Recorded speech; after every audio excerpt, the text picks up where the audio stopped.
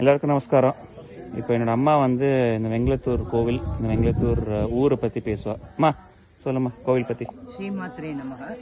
நாங்கள் எல்லாரும் ஃபேமிலியாக இங்கே வந்து எங்களோட குலதெய்வத்துக்கு நாங்கள் வந்திருக்கோம்.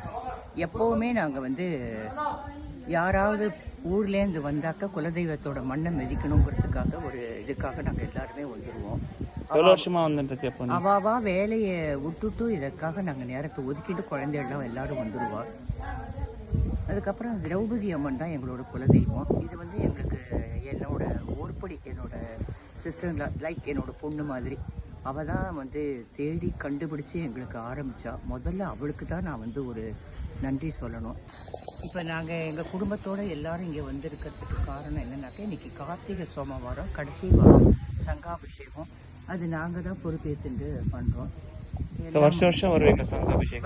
வருஷம் வந்துட்டு இருக்கோம். வேற என்னென்ன விசேஷத்துக்குலாம் வரீங்க இங்கே நாங்கள் வந்து எங்கள் ஆற்றுல இருக்கிற குழந்தைகள் எல்லாரும் வெளியூரில் இருக்கா.